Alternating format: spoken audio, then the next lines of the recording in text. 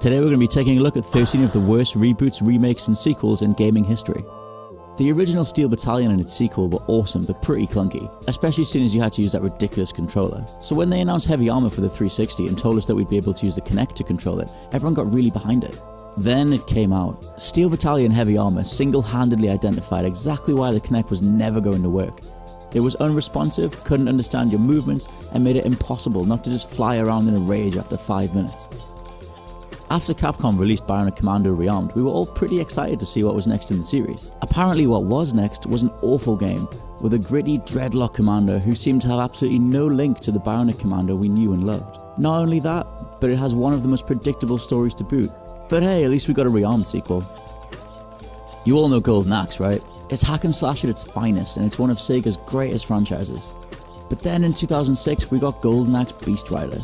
Beast Rider was somehow one of those titles that was able to reach into your childhood, tear out all the good memories of what went before, and then destroy them right in front of you. The controls were terrible, the music was pretty much absent, and the story just sucked. It really felt half-finished, and it didn't do the series justice at all. At number 10 is Team Ninja's DMC Devil May Cry. The game is seen by some as being from start to finish completely unnecessary. But the reason we're listing it is that for something in the Devil May Cry series, there's very little challenge to it. It kind of flies over without making any impact. You can pretty much chain the same 3 attacks together over and over again to beat the game, which is not what we came to expect from the series. What the hell's the point of rebooting an already awesome franchise?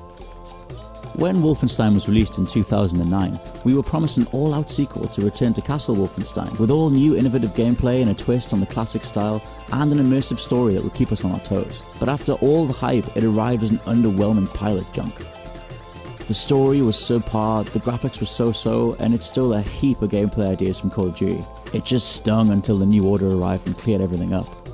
Batman Dark Tomorrow was the game that was going to take Batman open world and into the realm of respectable gaming, long before Arkham was even on the table. At E3 2001, we were promised the keys to Gotham, the ability to traverse the city in a range of bat vehicles, and to fight crime as and when we liked. But when the game finally arrived, it was a linear mess. Nobody really knows what happened, but it went from being that game that everybody needed immediately, to being the last thing they wanted within 100 feet of their console. How could a racing sequel suck? You just put better tracks and cars in there and improve the graphics, right? But with Ridge Racer Vita, Namco overstepped a line into territory that's currently strangling modern gaming.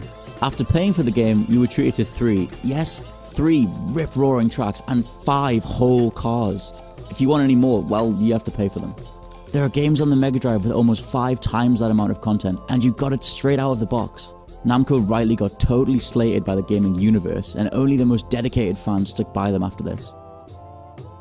When Nintendo informed the world that the Wii would be getting a remake of GoldenEye, people's heads exploded. Anyone that remembers playing GoldenEye as a kid was rightly losing their minds with excitement. All of the multiplayer maps, all those levels beautifully remastered, this was going to be epic. Then it arrived and we all realised that it wasn't so much a remake as a reimagining, with terrible controls to accommodate the Wii nunchuck.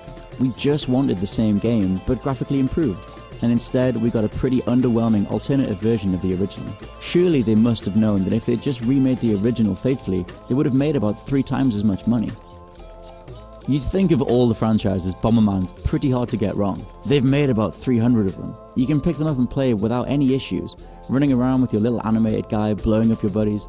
It's party gaming at its finest. But then in 2006, someone at Hudson Soft must have been seriously out of their mind. They released Bomberman Act Zero, which was a dystopian reimagining of the series, in which bomber men and bomber women must kill one another to fight their way to the Earth's surface. The game was a giant middle finger to fans of the series, and it felt like they'd rushed to create a game that would appeal to generic Western audiences. Turok is by no means a super serious franchise. You usually play as a Native American warrior that hunts down dinosaurs in a timeless dimension inhabited by aliens and other creatures, whilst trying to save the universe. It was quite the concept to buy into, and the first few games absolutely killed it on the N64. So in 2008, when the series got a reboot, we knew it was going to get pulled further from its original roots to fit with the current era. The new setting wasn't so much the issue though. It was more that for a reboot of such a classic franchise, it was ultimately forgettable. The gameplay mechanics left a lot to be desired, and you only ever felt that rush of classic Turok if you took a raptor down by hand or scored a headshot with a bow and arrow. It goes to show that some things are just best left in the past. The Postal series is often forgotten, but it's still one of the most controversial game franchises out there. The third entry to the series was very highly anticipated, but when it arrived, it was so buggy that even the original creators of the series took their name off it fairly swiftly, blaming the Russian developer for the mess. Even for Postal fans, the whole thing was terribly written, full of awful jokes that were just trying too hard, and it would barely work even if you were running the correct specifications at the time. It was just one of those awful experiences that you'd never be able to erase from your memory. At number 2, we're going to be a little bit controversial in the eyes of some hardcore fans, and say that after Sonic made the jump to 3D, he's pretty much been dead ever since. Sonic always worked best as a side-scroller, especially with the face-melting speed of it all. And outside of the main canon, the only game that's ever succeeded in 3D has been Sonic Adventure. However, the worst example of a Sonic title in 3D has to be the 2006 entry to the franchise. The game was just terrible from start to finish. You were forced to sit through excessive load times, awful camera controls, ridiculous glitches, and just poorly thought out mechanics. But that still doesn't explain the creepy relationship between Sonic and a human princess that ends in a kiss. And finally, at number 1, anyone who remembers Duke Nukem 3D exploding onto their consoles will be able to look back starry-eyed to a simpler time, when shooters could be crude, straightforward rampages through cities, taking down aliens and spouting one-liners the whole time. Of course, the 90s weren't going to last forever, and so after 15 years of sheer development hell, Duke Nukem Forever collapsed onto our consoles. The jokes felt stilted, the controls were clunky, and all in all, it just felt like a cheap bargain bin experience. Duke should just have stayed in our memories. At least there he'd have some dignity. So, are there any other reboots, remakes, or sequels that we forgot? Let us know in the comments. Check out whatculture.com for more exclusive gaming content, and don't forget to subscribe.